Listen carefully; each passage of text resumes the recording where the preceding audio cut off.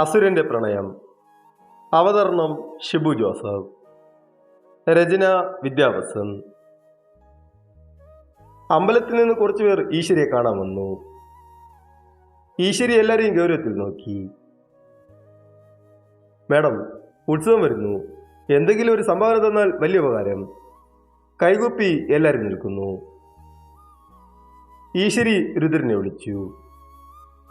രുദ്രൻ സ്റ്റെപ്പിൽ നിന്ന് ഇറങ്ങി വന്നു. ദശ അടുക്കളയിൽ നിന്ന് രുദ്രനെ നോക്കിയിരുന്നു. എന്താ മമ്മ, വിളിച്ചോ? രുദ്രൻ അടുത്തുനിന്ന് വിളിച്ചു. അമ്പലത്തിൽ നിന്ന് വന്നതാ, എന്തേലും കൊടുത്തുവിടാ നോക്ക്, ഈശ്വരി പറഞ്ഞു. രുദ്രൻ സോഫയിൽ വന്നിരുന്നു.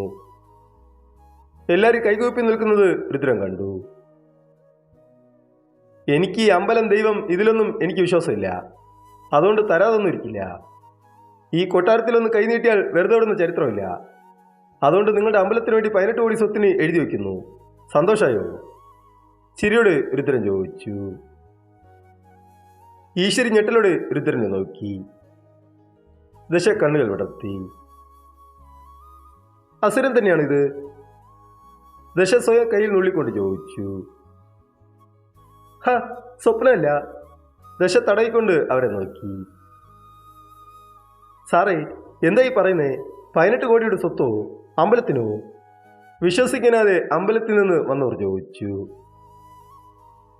മോനെ, ഈശ്വരി വിളിച്ചു. രുദ്രൻ ഈശ്വരിയെ ചിരിയോടെ നോക്കി. മോനെ, നീ നന്നായി ആലോചിച്ചോ? തെറ്റിയതൊന്നും അല്ലല്ലോ? ഈശ്വരി ചെറിയ പതർച്ചയോട് ചോദിച്ചു. ഏയ് നോ മമ്മ, നല്ല ബോധത്തോടെ തന്നെയാ ഞാൻ പറയുന്നത്. അമ്പലത്തിനല്ലയോ, കൊടുക്കുന്നതിൽ തെറ്റില്ലല്ലോ. പിന്നെ ഗൗതം, അവൻ എന്തായാലും ഈ സ്വത്ത് വേണ്ട. അതിലൊരു പങ്ക് ദാനമായി അമ്പലത്തിന് കൊടുത്തു. അവന് കൊടുക്കേണ്ടത് അമ്പലത്തിന് കൊടുത്തു, ചിരിയോട് രുദ്രൻ പറഞ്ഞു. മോനെ, ഗൗതം തെറ്റിയതെന്ന് വെച്ച് മോനല്ലതാവുമോ? നരസിംഹ കൊട്ടാരത്തിൽ മരണം നടന്നല്ലല്ലോ പുണ്യം കിട്ടാൻ ദാനം ചെയ്യുന്നതാണ് ആചാരം. ഇവിടെ ഇപ്പോൾ ആരാണ് മരിച്ചത്?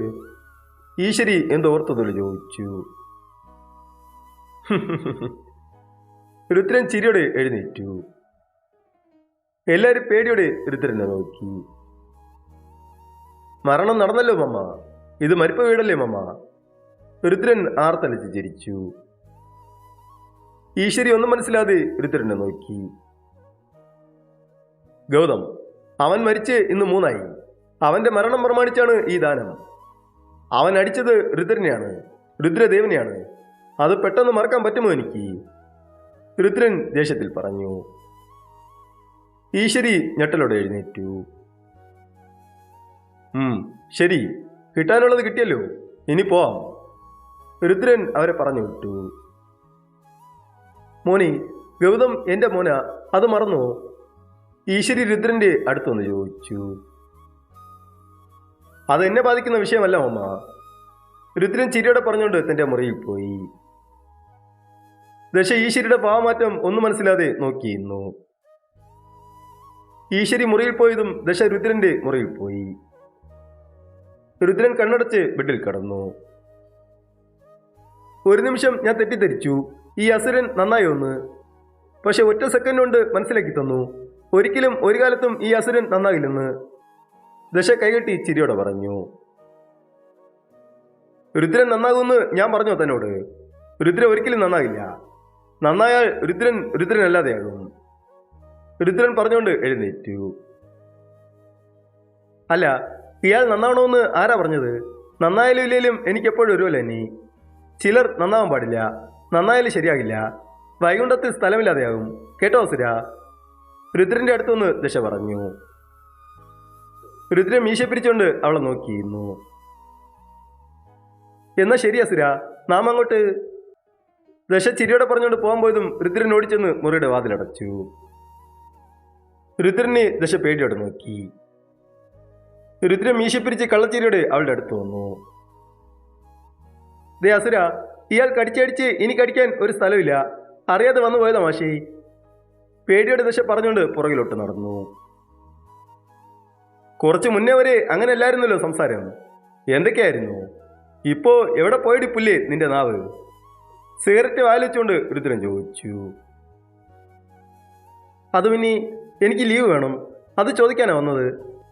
അപ്പോഴേക്കും അസുരനെ കണ്ടപ്പോൾ ഒന്ന് ചൊറിയാൻ തോന്നി, അതിപ്പോൾ എനിക്ക് പണിയായി. പാവം പോലെ ദശ പറഞ്ഞു. ലീവ്? ഓ, എത്ര നാൾ? രുദ്രൻ പുരികർത്തി ചോദിച്ചു. 4 ദിവസം, ഒരു ചെറിയ ചടങ്ങ്, അതൊന്ന് കൂടാൻ വേണ്ടിയാ, ദശ പറഞ്ഞു.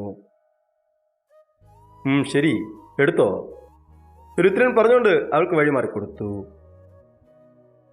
ദശ വാ വിളിച്ച് കണ്ണും വിടർത്തി കുന്തവഴി കണക്കിൽ നിന്നു. ഏയ്, എന്തേ പോണില്ലേ? രുദ്രൻ സിഗരറ്റ് തറയിലിട്ടോണ്ട് ചോദിച്ചു. പോകാം, ദശ പറഞ്ഞുകൊണ്ട് ഓടാൻ പോയതും രുദ്രൻ അവളുടെ കയ്യിൽ പിടിച്ച് തന്റെ നെഞ്ചോട് ചേർത്തു. അവളുടെ ഹൃദയം തുടിക്കുന്നത് അവന് കേൾക്കാം. രുദ്രൻ കള്ളച്ചിരിയോടെ അവളുടെ കവളിൽ കടിക്കാൻ പോയി. ദശ കണ്ണുകൾ ഇറുക്കി അടച്ചു. ഏറെ സമയമായതും ഒന്നും നടക്കാത്തത് കൊണ്ട് ദശ മെല്ലെ കണ്ണുകൾ തുറന്നു. ദശ കണ്ണു തുറന്നതും രുദ്രൻ ചിരിയോടെ അവളുടെ മൂത്തിലൂതിക്കൊണ്ട് അവളിൽ നിന്ന് മാറി. ദശ ഒന്നും മിണ്ടാതെ പുറത്തുപോയി. ദശ തന്റെ വീട്ടിലോട്ട് യാത്രയായി. ദശ പോയതുകൊണ്ട് രുദ്രന്റെ കാര്യം നോക്കുന്നത് കുമാരിയായിരുന്നു. രുദ്രൻ ഒരുപാടെടുത്ത് വായിൽ വെച്ചെന്ന് തുപ്പിക്കൊണ്ട് ആഹാരത്തിന് വലിച്ചെറിഞ്ഞു. ഇതാരാ ഉണ്ടാക്കിയത്? വായിൽ വെക്കാൻ കൊള്ളില്ല, എനിക്ക് വേണ്ട. രുദ്രൻ ചാടി എഴുന്നേറ്റ് ദേഷ്യത്തിൽ പോയി.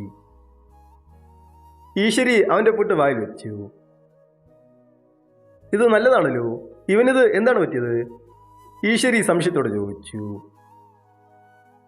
നേരം പുലർന്നു. കുമാരി ചായയും കൊണ്ട് രുദ്രന്റെ മുറിയിൽ പേടിയോടെ പോയി. ചേച്ചി, പുറകെ വിളിച്ചതായിട്ട് കുമാരി തിരിഞ്ഞു. എന്താ ചേച്ചി, കൈയൊക്കെ വിറയ്ക്കുന്നല്ലോ? സജിയ അടുത്തൊന്ന് ചോദിച്ചു. അത് പിന്നെ അസുരന്റെ അടുത്തില്ലേ, അതാ ഒരു ഭയം, കുമാരി പേടിയോടെ പറഞ്ഞു. പോയി കൊടുക്ക ചേച്ചി, പിടിച്ചു വിഴുങ്ങില്ലല്ലോ, സജിയ പറഞ്ഞു. എന്നാ മോള് പോയി കൊടുത്തോ, ചായ നീട്ടിക്കൊണ്ട് കുമാരി പറഞ്ഞു. യോ, എന്നെ വിട്ടേരെ, അസുരനെ കയ്യിലാക്കാൻ ഞാൻ എന്താ ദശയോ? അവൾക്ക് മാത്രമേ പറ്റൂ, അവൾക്കേ പറ്റൂ ഉരുളയ്ക്ക് ഉപ്പേരി എന്ന് പറയാൻ. അല്ലെങ്കിലും രണ്ടുപേരും തമ്മിൽ എന്തോ ഒരു അവിഹിതം നടക്കുന്നു.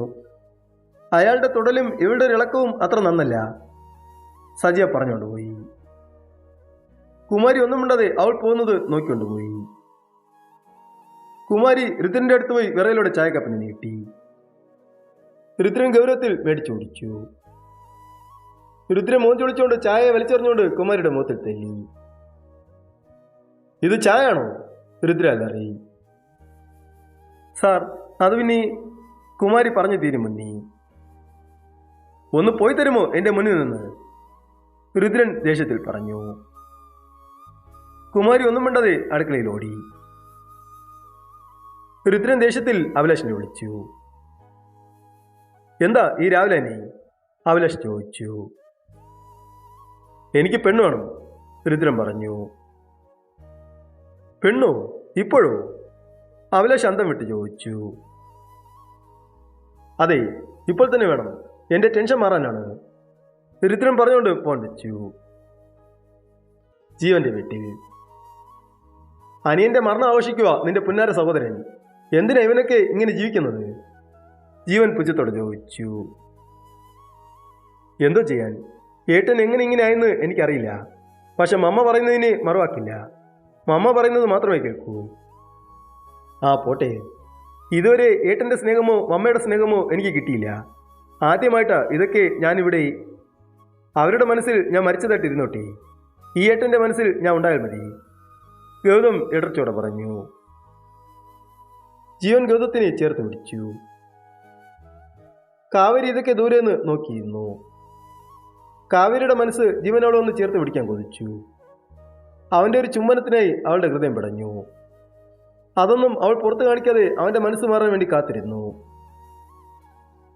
രുദ്രൻ പഞ്ചനക്ഷത്ര ഹോട്ടലിൽ ഒരു പെണ്ണിന്റെ മുന്നിൽ നിന്ന് അവളെ ചിരിയോടെ ചേർത്ത് പിടിച്ചു. അവളുടെ ചുണ്ടിനെ തന്റെ ചുണ്ടുകൊണ്ട് കോർക്കാൻ പോയപ്പോൾ അവനിൽ എന്തോ തടസ്സം സൃഷ്ടിച്ചു. രുദ്രൻ കണ്ണുകളടച്ചു. അവൻ അവളിൽ നിന്ന് മാറി കട്ടിലിരുന്നു. രുദ്ര, എന്താണ്, എന്താ പറ്റിയത്?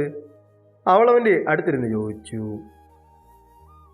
ഏയ്, ഒന്നുമില്ല, നെറ്റിയെ തടയിക്കൊണ്ട് രുദ്രൻ പറഞ്ഞു. അവൾ സാരിയെ മാറിടത്തിൽ നിന്ന് അടർത്തി മാറ്റി. അവളുടെ മാറിനുള്ളിൽ മറിഞ്ഞിരിക്കുന്ന ഹൃദയം കാമം കൊണ്ട് തുടുപ്പിന്റെ മിടുപ്പ് കൂടുന്നു. അവൻ ഏറ്റവും പ്രിയമുള്ള പെണ്ണിന്റെ മാറിടം അവന്റെ മുന്നിൽ തുളുമ്പി നിൽക്കുമ്പോൾ അതിനുള്ളിൽ തന്റെ ചുണ്ടുകൾ കൊണ്ട് ചുമ്മനം നിറച്ചില്ല. അവന്റെ മനസ്സ് അസ്വസ്ഥതയായിരുന്നു. അവൾ അവനെ ചേർത്ത് പിടിക്കാൻ പോയതും രുദ്രൻ അവളെ തട്ടി മാറ്റി. ടെൻഷൻ മാറാനാണ് പെണ്ണിനെ വേണമെന്ന് പറഞ്ഞത്. പക്ഷെ നിന്നെ പ്രാപിക്കാൻ വരുമ്പോൾ ടെൻഷൻ കൂടുന്നു. എനിക്കിനി പറ്റില്ല, നിനക്കുള്ളത് ദാ. രുദ്രൻ കുറച്ച് കാശെടുത്ത് അവൾക്ക് കൊടുത്തു. എന്നാൽ സാറിൻ്റെ ഉള്ളിൽ ആരോ ഉണ്ട്, ഈ പൈസ എനിക്ക് വേണ്ട. ചിരിയോടെ പറഞ്ഞുകൊണ്ട് അവൾ പോയി. നോ, എൻ്റെ ഉള്ളിൽ പെണ്ണോ? നോ. രുദ്രൻ അലറിക്കൊണ്ട് മുടിയിൽ പിടിച്ചു. തുടരും.